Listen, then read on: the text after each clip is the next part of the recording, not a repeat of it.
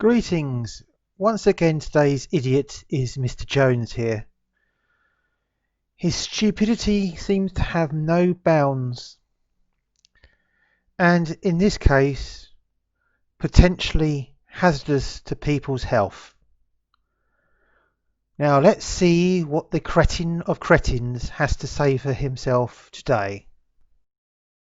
I didn't get round to it, but anyway, I bought this book yesterday, The English Electric Class 50, it's about trains. Another saving there. Anyway, here we go. These are the old trains that we used to. Well, I've been on several of these many times, but it's this bit here I'm drawing your attention to. And here we go. Electrified lines. Now, I've done a video where I've said you never see sparks flying from these cables.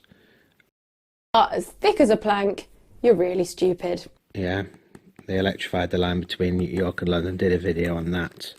Just have a little wander through. Yeah, and here they are. Just see if I can find, there's a better picture somewhere. I'm not going to bore you because I'm not really a train spotter. But here, there's that smoke coming off this engine. Now, if that was an electric engine, just like you'd like your Scalextrics or your actual train sets, what the hell is all this smoke Someone's village is missing their idiot. doing? And when they start up, I did that one where you get the clag, the black clag smoke coming off it, similar to what you find on the boats and other so-called electric things.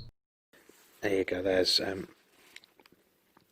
delivered in 1967, blah blah blah. They're called diesel hydraulics. But what we're looking at here, which I've found, this is the brand new EE. There's your pentagrams.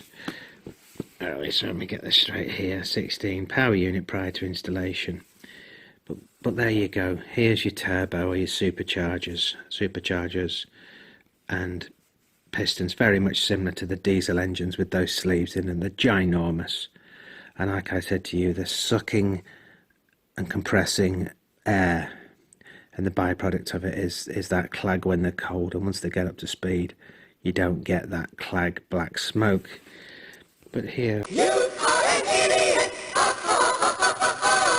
where we are, air passes through a set of secondary filters and are mounted on ducting, driving turbochargers.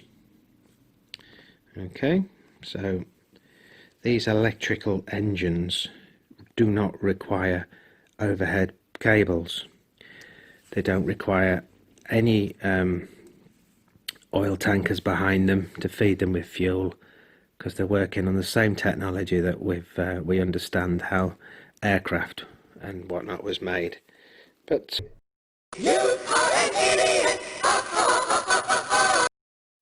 Well, Mr. Jones, the Class 50 locomotive is not an electric locomotive. It is powered by a large diesel engine, which drives a generator, which drives traction motors. That's why it's called a diesel electric.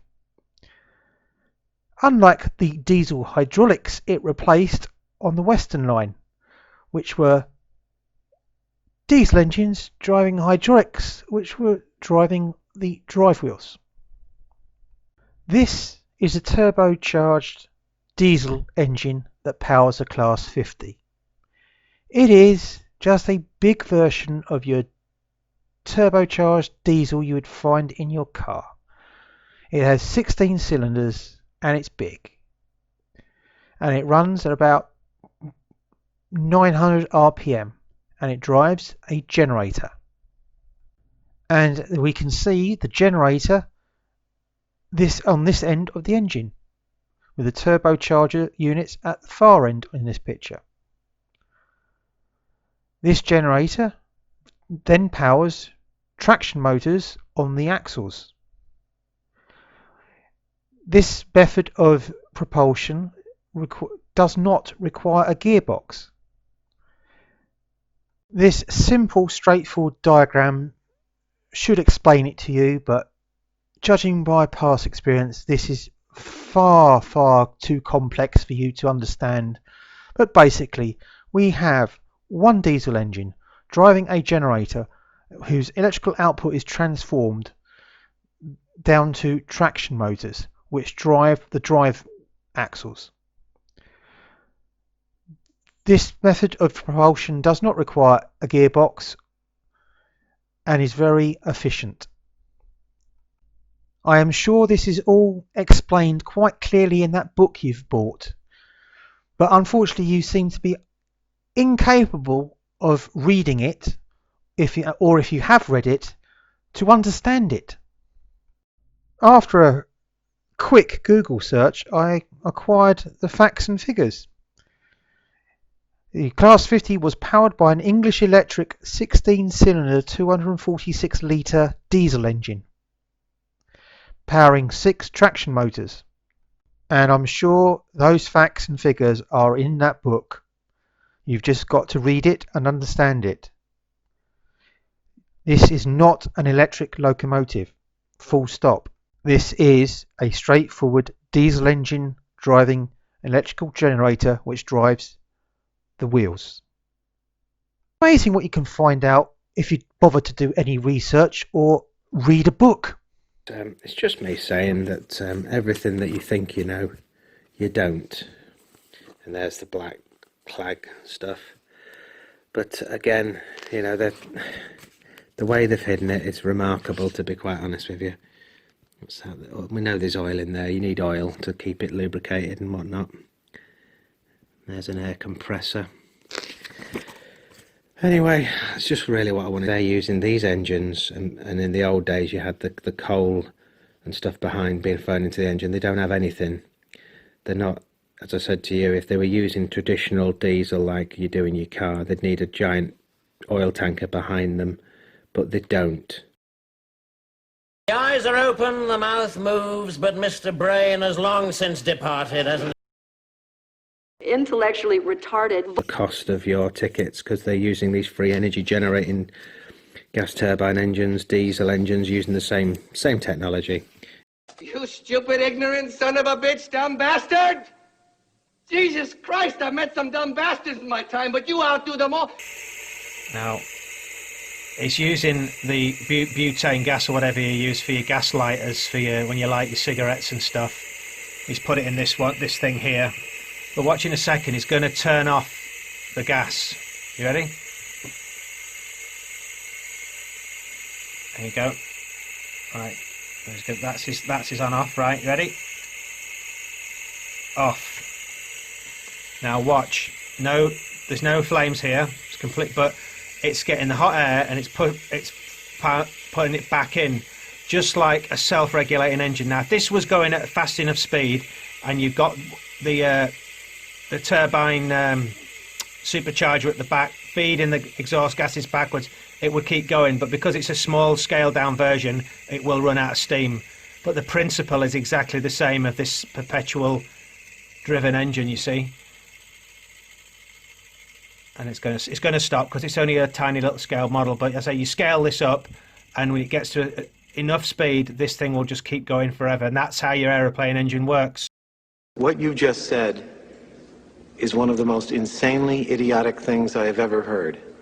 Everyone in this room is now dumber for having listened to it. All combustion engines rely on the same fundamental principle of burning a fuel, in these cases a hydrocarbon fuel, to produce a large release of kinetic energy and heat energy, which is then converted into mechanical energy to drive whatever the engine is driving. Like internal combustion engines, steam engines require the combustion of a fuel, whether it be coal, oil or wood, to heat water, to turn that into steam, which is then that steam drives a piston which converts the steam energy, heat energy, into mechanical energy and driving the drive wheels. Wakey, wakey, Mr. Jones, come out of your dream world, your fantasy land. Perpetual motion does not exist. If you do think it can exist, please be the first person in the world to prove it. Show us. Show us your perpetual motion fantasy engines. Yes, please rewrite physics. Go ahead. What I want to draw your attention to is these things here are supposed to be electrical insulation to stop the wire touching the actual steel structure, yeah? But there's the thin piece there of wire, steel cable, that connects back onto there. But these things here are connected in, you can see it, but running through the centre of it is a bit of steel cable. So steel is touching steel, and then steel is touching the actual structure itself. So I don't get how it's insulated. Play a bit more. Maybe you can see it on the... Well, this might help you, Mr. Jones, to see it. I can't make it any more simpler than this for you. Do you get what I mean? So that cable there that's running along goes into those things there that look like glass, those things there, but they are connected via a cable to the actual structure. So if there was electricity coming along, it would just go straight on and touch the thing. But there is no electricity. As far as I'm concerned, these things are utter bollocks. Really, how stupid are you, Mr. Jones? And all those and all the other people that agree with you on your channel. Oh, please, by all means, show us. Go climb a tower and find out for yourself. But I'm going to guarantee you it will end in your death. The electrical cables are insulated from the metal structure by those insulators you think are connected to the tower. Now, these idiots found it out the hard way. This is what happens when you earth high tension electricity cables to ground through your body.